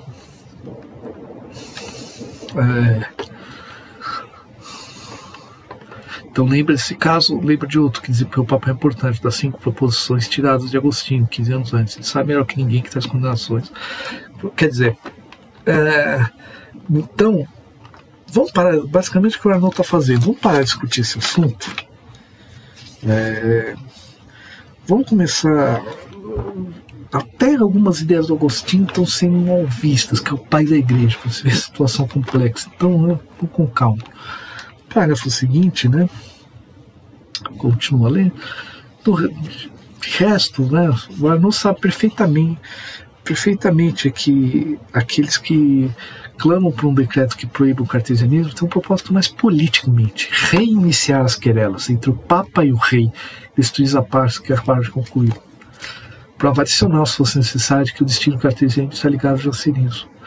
Pois na paz em que Arnaud está pensando aqui é a paz da igreja. O Paz Clementina, que Luís XIV havia de fato concluído com Inocêncio IX 2 anos antes de pôr fim à guerra com os jansenistas.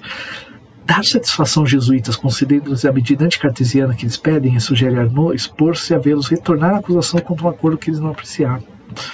Sabemos de fato os clamores do Padre Aná. É a palavra de Leone, secretário de Estado dos Negócios Estrangeiros, redobrando antes o anúncio da Paz Clementina. Também sabemos que isso foi escrito em Roma, que o cardeal Bizzi fez lobby junto ao Papa, mas em vão. Finalmente sabemos que o padre Fabri havia escrito uma carta sobre esse assunto, que foi queimado por ordem do parlamento de Paris em 26 de março de 1669, que o padre Rapin, também desejou se ver fracassado nas negociações da paz, fez viagem em Roma, tinha acabado de publicar um livro inteiro para mostrar a novidade. Olha, então a Flor está percebendo que no meio de tudo isso é o problema. A perseguição aos jesuítas, problemas que o reinado estava com o papado, precisava apaziguar, a maneira como ele lidou com os jansenistas para evitar problema não agradou aos jesuítas, que estavam fazendo lobby para não ter esse acordo de paz da França Vaticano, e nisso o cartesianismo acabava, vamos proibir junto com o jansenismo que vai dar o mesmo problema, e o Arnaud está percebendo isso.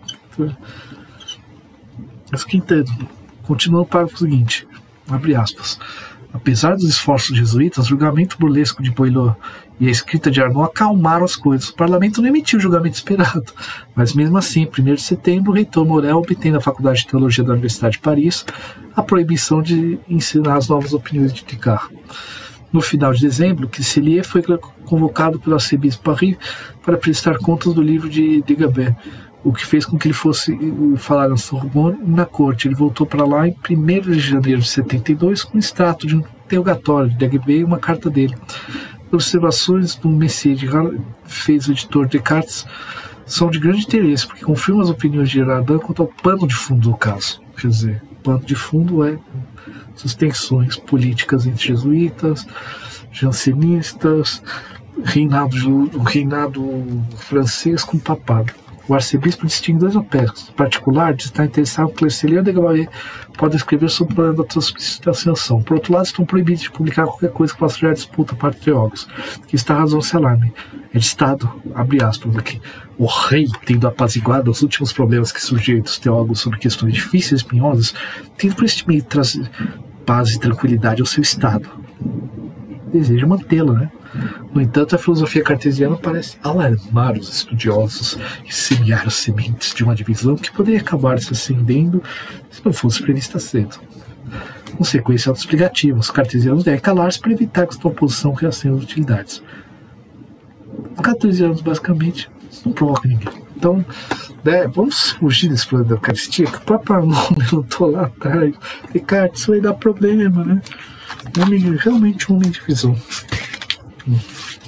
Vamos à página 42 do livro. Aqui não tem um ponto, né? Mas eu posso parar e pular a linha.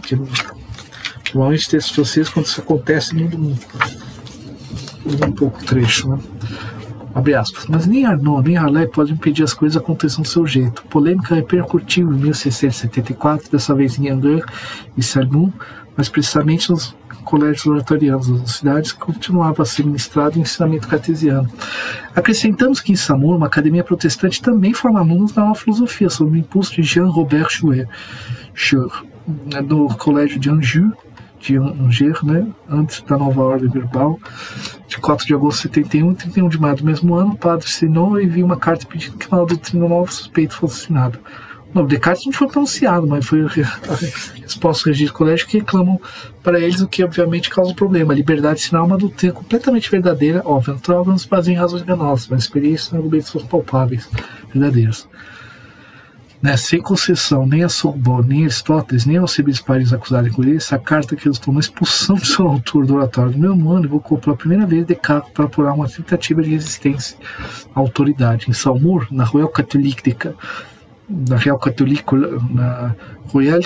College, é mais um estabelecimento dirigido pelos oratorianos. Bernard Lamy defendeu teses cartesianas que lhe valeram repreensão em 73. Foi transferido para o Colégio de Angers, onde entre 74 e 75 defendeu contra as probabilidades abertamente as visões cartesianas, especialmente cada questão da substância entendida nas formas substanciais, né? Posso parar, porque Lamy logo se torna vítima dos peripatéticos, como escreveu um correspondente anônimo a Malebranche, que até então fazia passar por herege. Ele e o bispo de Angers, que o apoia, deve-se notar que Henri Arnaud, irmão do Granoy, que ele é um dos bispos que recusou assinar o formulário antiacionista.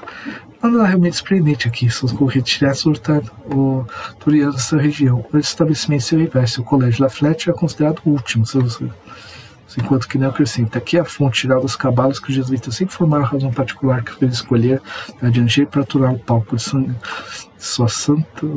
uma santa perseguição. Né? O sangrento é demais, mas perseguição é justo o suficiente essa vez. Para organizá-lo, 2 homens trabalham juntos: o Abade Labarre, chanceler da universidade, e Claude Voisin, reitor da Universidade de Angers. Já viu o nome deles anteriormente, né? Então o Voisin em 74 vai escrever ao rei para informar de que o reitor da Universidade de Angers, as opiniões cartesianas põem em perigo a verdadeira religião e levam à versão das ordens, por resultar em ateísmo. O Voisin conclui pedindo para todos os meios de provocação das novidades. Com Descartes, diz Abade Labarre, as crianças pensam desde o ventre da mãe e quando crescem precisam menos de professor do que monitores que recordem em suas mentes as velhas ideias de todas as coisas. Palavras de Descartes no métier, né? Vai acabar com a educação, falando que as pessoas podem. Fiz um comentário meio choque de cultura aqui, né?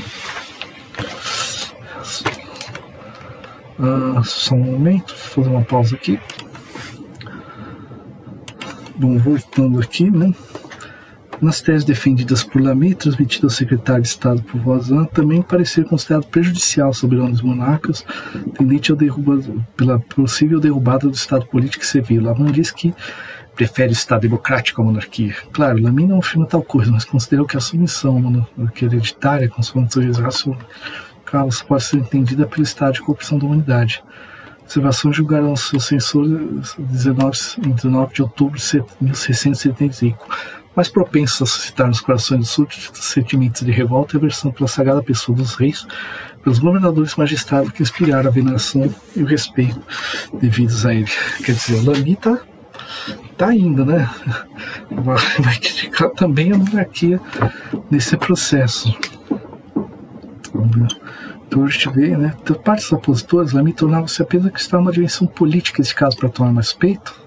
Sem dúvida também, mas a equivalência cartesiana da democracia deve para um papel suficientemente importante na fabricação do mito cartesiano após a Revolução para não saudar sua primeira ocorrência muito antes de 1789.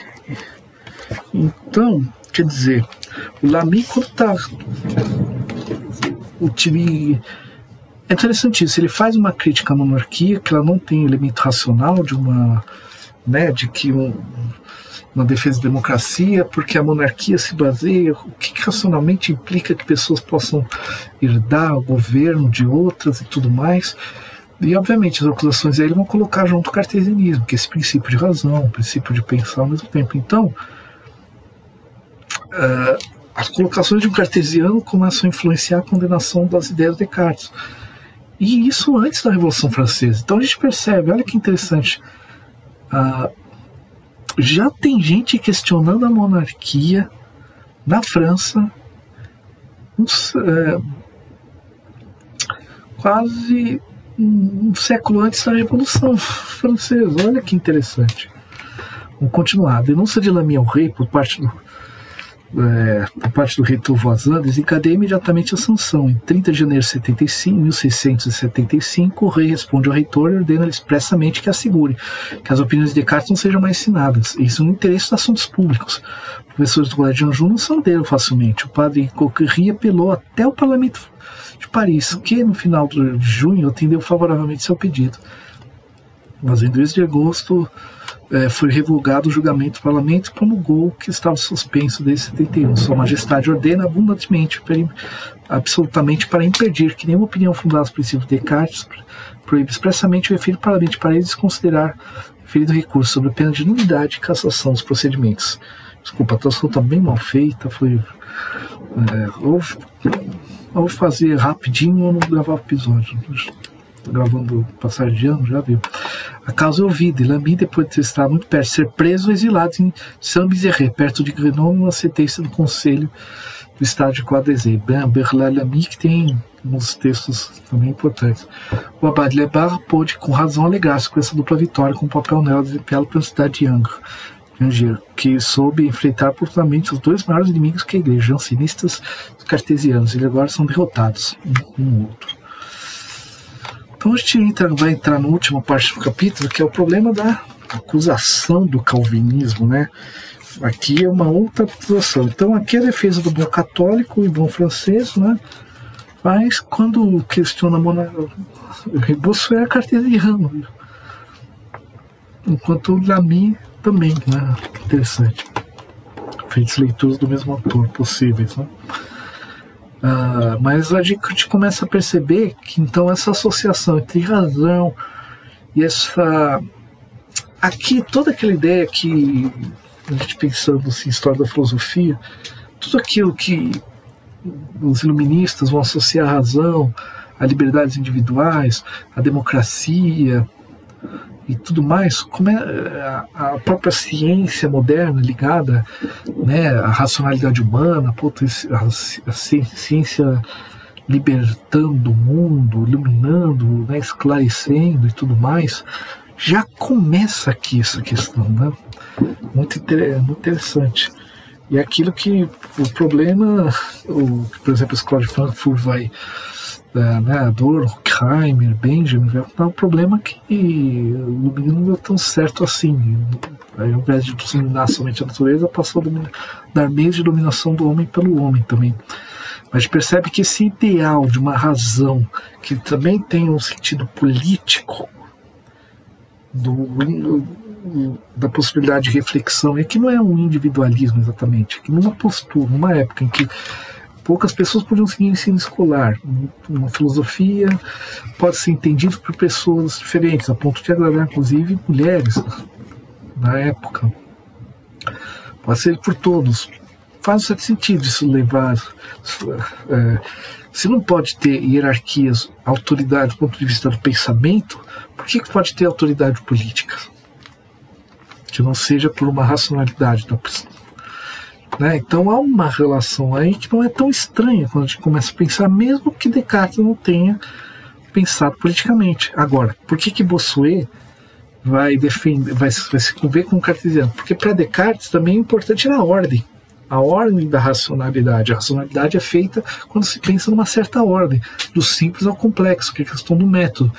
E nesse aspecto de ordem pode-se fazer uma leitura que valorize uma monarquia, por exemplo, como que o Bossuet vai fazer do próprio cartesiano, do próprio Descartes, como a extrema-direita vai fazer no século XX, né? Os movimentos fascistas franceses durante a Segunda Guerra Mundial fizeram.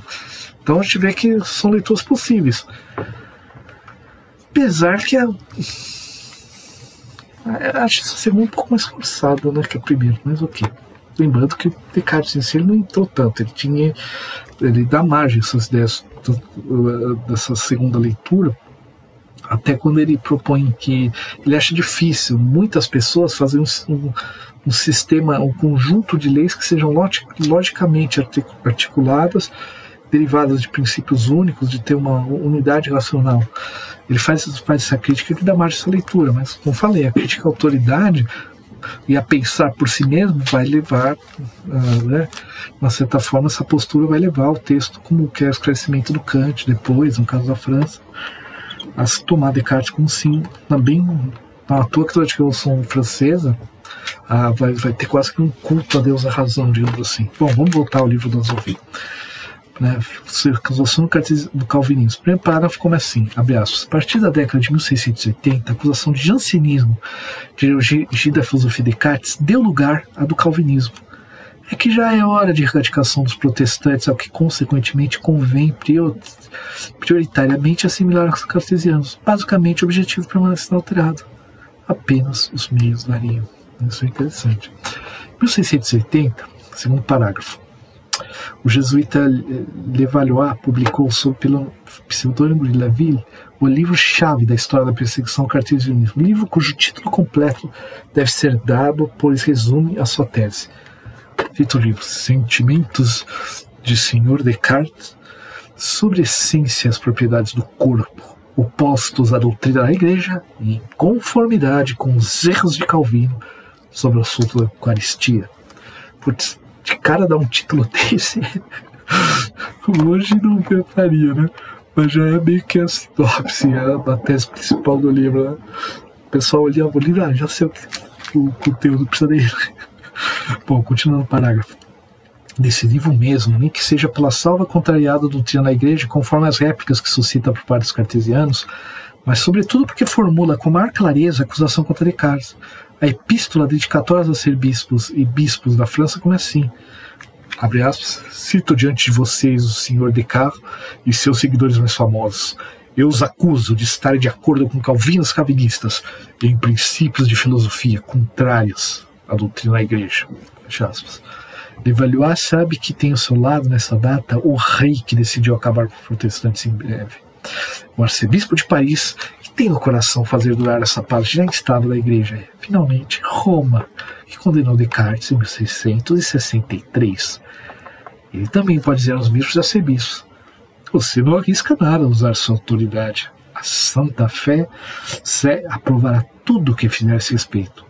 Ouço dizer que o rei já deu bastante a conhecer, não só o que espera de vós, mas também o que podeis esperar dele.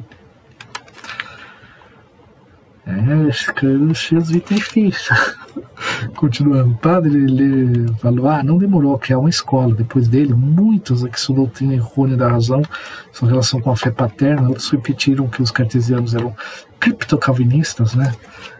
Não é criptomoeda, levaram o cartesianismo aos piores desastres. Assim, por exemplo, Lagrange, Padre Ronchon e mesmo do Valserre, para o próximo de Arnaud, todos apresentam o argumento que passamos a usar nos católicos intransigentes do Novo, por sua vez. A razão humana tornou-se incerta pelo pecado original e loucura confiar nele. É muito melhor confiar na tradição, ela tem uma vida muito longa ao seu favor. Além disso, como não pensar que das coisas naturais quais hoje se limita, o arrogante razão cartesiana logo se estenderá às coisas da fé. Até Bossuet, como sabemos, compartilha desses temores. Espera que entre cartesianos e católicos haja um entendimento a partir de agora.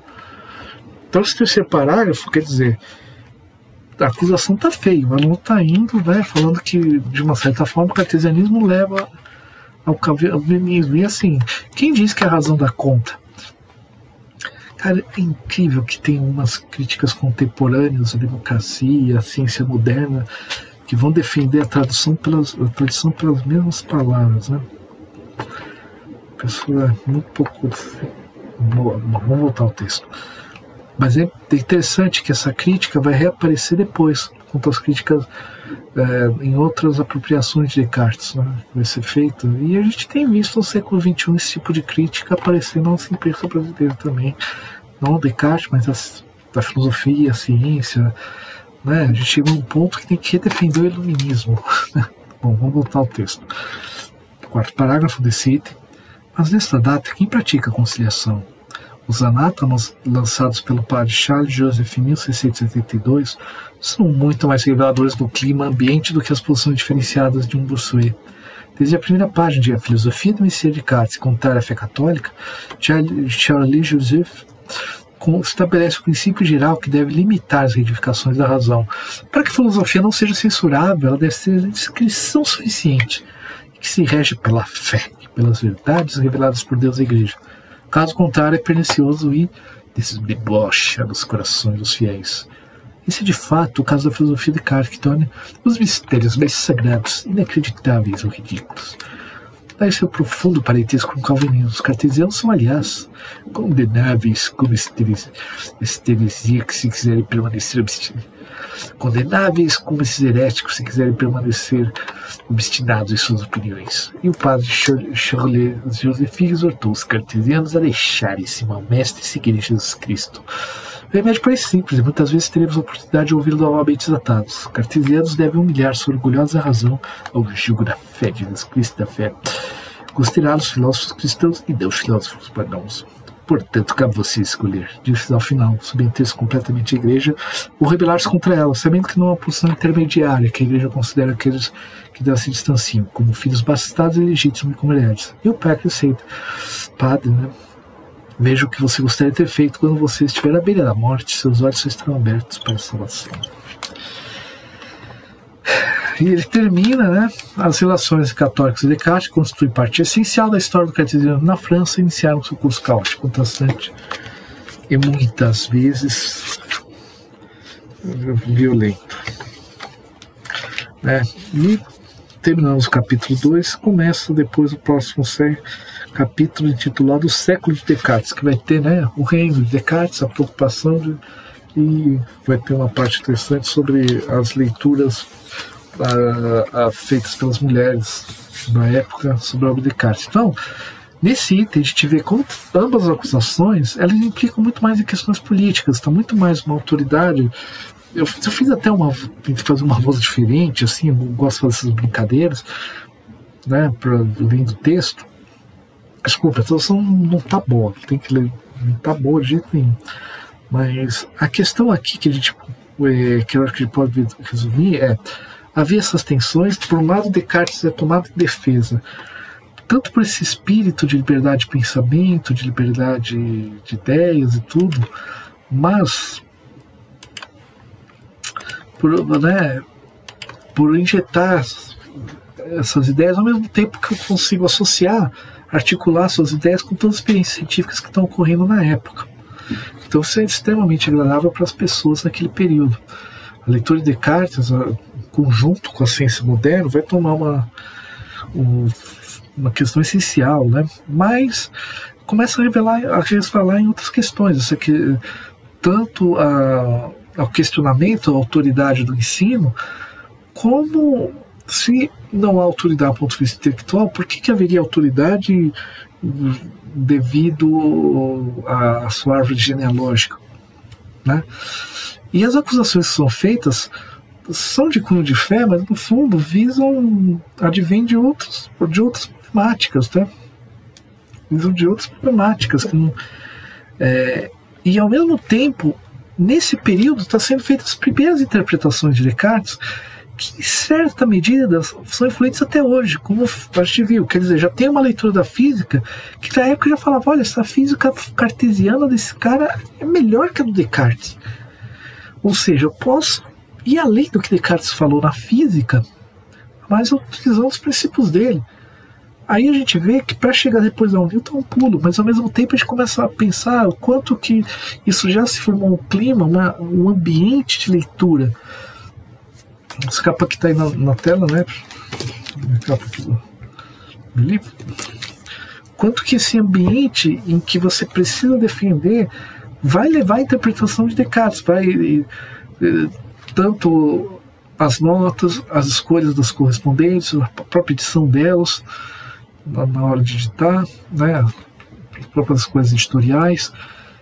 Então a gente vê que essa recepção cartesiana, que ao mesmo tempo chama uma curiosidade, quase como um libelo de pensar por si mesmo e contra as autoridades antigas, vai se resvalar um pouco na política, mas vai gerar essas tensões por causa da questão da Eucaristia, né? A questão ali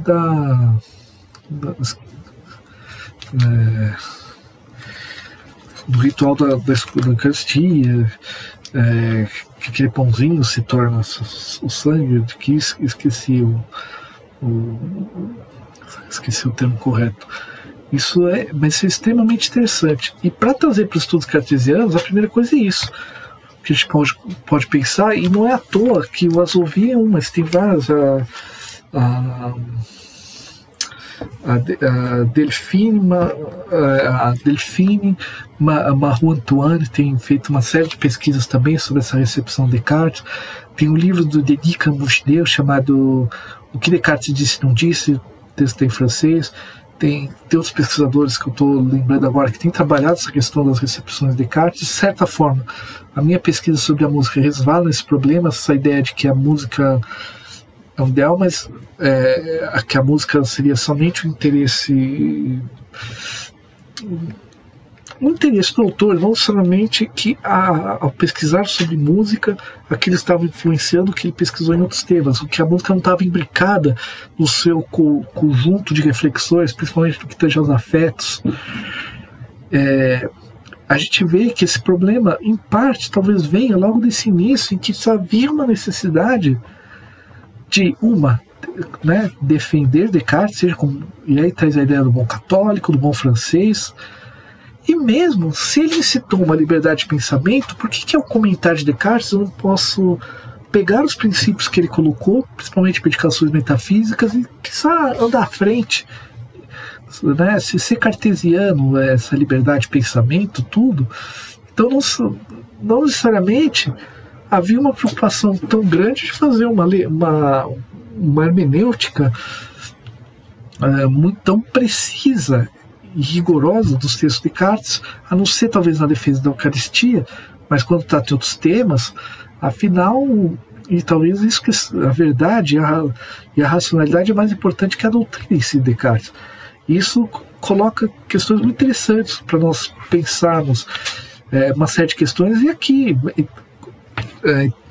por mais que a Revolução Francesa depois seja o marco, na própria história francesa já estamos vendo Bernard Lamy questionando a autoridade do rei usando Descartes, então a gente começa a ver como que esse desenvolvimento, como que as coisas estão interrelacionadas, como as coisas são proporcionadas. 100 anos antes da Revolução Francesa começou esse questionamento, um cara, provavelmente teve outros que começaram a pensar e ler, então a gente vê como os processos históricos são complexos, e aí que, para encerrar, como é muito interessante, o estudo da recepção pode nos ajudar a informar sobre pode nos levar a realmente adentrar os textos no campo da história da filosofia, especificamente, a ler os textos, se despindo dessas interpretações, porque a gente vê que elas têm principalmente esses termos que a gente vai, essas classificações que a gente vai fazer em cima do autor, talvez não tenham feito pelos primeiros intérpretes. Do ponto de vista de uma história das ideias, a gente vê como história da ciência especificamente, como que fazer uma física cartesiana já por um cartesiano não era necessariamente repetir Descartes. O que a gente vê é a complexidade de processo para chegar depois da física newtoniana, pensando em termos de história da ciência, como alguns problemas que se dão, que aparentemente sejam discussões do campo da fé, da Eucaristia, mas tem um fundo político, afinal, se eu separo a razão da fé, eu separo as instituições, começo a separar essas instituições também. O problema é que naquele momento é interessante manter, para a monarquia, manter esse ajuste institucional. Então a gente vê como as coisas são mais complexas do que meramente a recepção dos textos de Descartes e a interpretação destes. O que se torna esse desafio na história da filosofia cada vez mais, principalmente no campo dos estudos cartesianos, que é um tema muito em evidência agora, que é essa questão da recepção, e como que o cânone do que é ou não é cartesiano, como o cânone da história da filosofia, é colocado. Isso não implica que a gente tem que abster das técnicas de leitura estrutural, nada disso. Mas a gente tem que começar, talvez, fazer a história da filosofia também levando em conta a recepção, talvez seja uma das coisas interessantes de fazer, não só com Descartes. Tem autores que são mais difíceis. Fazer uma história da recepção de Platão, por exemplo, é muito mais difícil. E aqui é uma história focada na França, né? Por mais que o Vedek, né, o Theo Vedek, que ele é citado, ele tem um livro que também vale a pena ler. Deixa eu achar aqui a citação.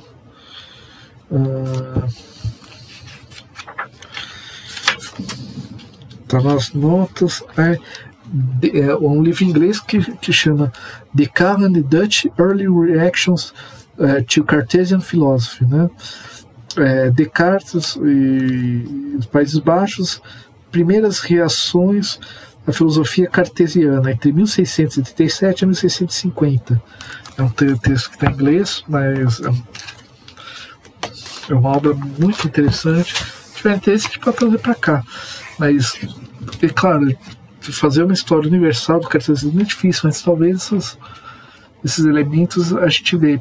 E é extremamente interessante como ver que às vezes aquilo que é mais questionador, filosófico de um filósofo, talvez seja às vezes é muito mais a postura filosófica deste do que a doutrina em si do que ele produziu. Isso é extremamente interessante para nós pensarmos. Obrigados a todos. Qualquer coisa pode mandar comentários. Para quem viu no YouTube, mandar para o podcast, pode mandar no blog, né, o tianix.wordpress.com. Se quiser me achar também no thiagodilima.castro no Instagram, no Twitter @tianix. O @tianix está também ali nas novas redes sociais, o Cu, o KO, e no Mastodon eu estou lá também, procurar Tianix. E bom, acho que é isso, né? Então, obrigado a todos. Obrigado a todos pela paciência. Qualquer coisa estamos aí para debater, né? Desculpem. Qualquer coisa, um abraço a todos. Tenhamos um ótimo 2023. Isso vai dar tal episódio? Vai, mas é um ano que vale a pena lembrar essa entrada. Um abraço a todos.